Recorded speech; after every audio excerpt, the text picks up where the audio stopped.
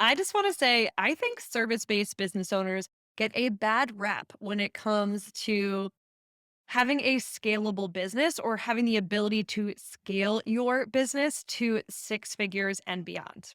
And I think that's because working one on one is often not seen as a scalable option because there's only one of you and you can only work with one client at a time. So, how are you going to scale? Either work with more clients or charge more or both. I have a lot of thoughts when it comes to different ways to scale your business, but one thing that I think isn't often talked about is that as service based business owners, we don't only need to rely on one source of income. Not all of us want to build an agency with a huge team. I know for me personally, that just doesn't fit in with the vision I have for my company. Today, I'm going to be talking about two additional streams of income I have added to my business to complement the client work that I'm doing on a regular basis. Before we dive into that, I'm Galen from Global Creative Co. And if you're new around here, make sure to subscribe to this channel so you don't miss any videos I put out in the future. Both of the income streams that I'm going to be talking about today, some would refer to as passive income. And I'm not a huge fan of that terminology because I just don't feel like there's that much passive about it. Both of them require the initial setup, they require maintenance, and they require ongoing marketing to make them sustainable. The nice thing is they tend to build momentum over time. So you put in a lot of work up front to build the system to create the marketing, and that will continue to bring new people into your business over the long run. Okay, so what actually are these income streams that I'm talking about? The first one is digital products and courses. I have created several digital products and courses over the years that complement my business, or they're based around topics that complement my business.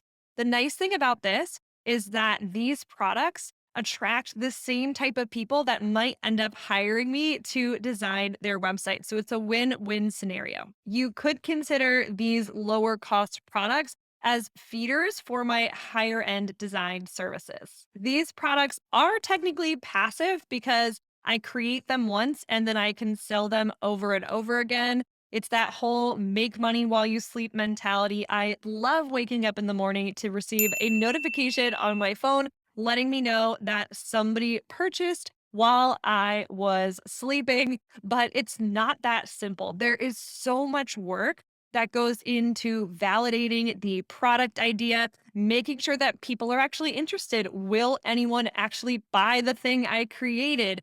To putting together all of the marketing materials, to creating the product or the course itself.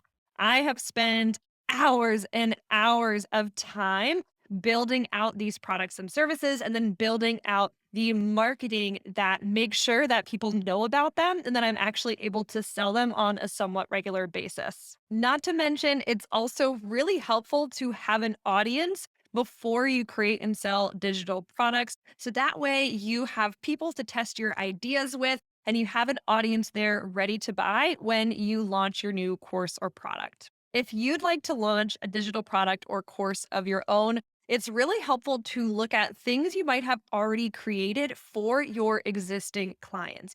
Maybe there's resources or guides or templates that your clients absolutely love. Think about just taking those, tweaking them a little bit, and then making them available for sale on your website. The technology behind hosting, delivering, and selling your digital products can be really overwhelming if you've never done it before and you don't know where to start.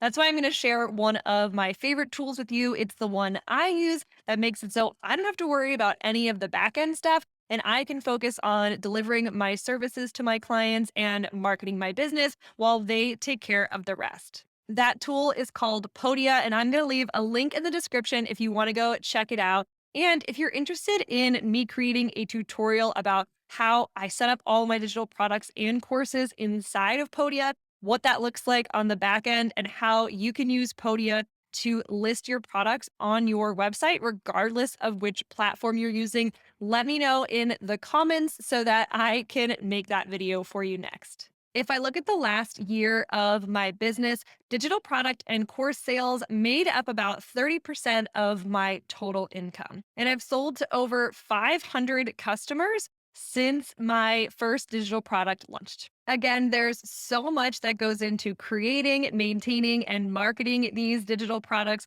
but it's so worth it if you feel inspired to add this as an additional income stream for your business. The second income stream that I want to talk to you about today is affiliate income. And yes, this is another passive income stream because in this case, you're not even technically creating the product that you're selling. In this example, with affiliate income, you are using a special link to link to a product or a software as a service that already exists. And then you get a commission every time somebody signs up through your link. This is probably the easiest income stream to add to your business because my guess is you're already recommending tools and resources that you use personally with other people inside of your business network. There are tons of different affiliate programs out there. And chances are, if you go to Google and you type in a tool that you use frequently and then type affiliate program after it, hit enter, it's going to pop up with a referral or affiliate program for that software. You can then sign up for the program. Sometimes you're required to apply in advance and let them know where you're going to be sharing their link and how you're going to be promoting the tool. But a lot of times you can just sign up, you'll get approved, and then they give you that custom link that you can then share on social media. You can talk about it on stories. You can talk about it through email marketing. You could write blog posts about that tool, genuinely sharing the value and why you use and love that tool and why you think other people will get a lot out of it too. Now, it's really important that when you talk about this tool and you share your special link, that you disclose this is an affiliate relationship and that you may be financially compensated if somebody ends up signing up for the tool through your link. Many platforms and affiliate programs have regulations around this, so you want to make sure that you read the fine print before you start promoting. It's also just best practice to be as transparent as possible when you're talking to your audience online. I have made thousands of dollars promoting affiliate products over the years, and it's really easy because these are tools that I personally use and love anyway. So I don't mind talking about them, and I actually think it provides a lot of value to my audience over email and on social media. For example, I promote HoneyBook all the time. I use HoneyBook for all of my client management. I use it to send invoices and contracts and to communicate back and forth with my clients about a project that I'm working on with them. I love this tool and I get to promote it. And when people sign up for the free trial and then upgrade to a paid account at some point, I get a kickback from HoneyBook as a thank you.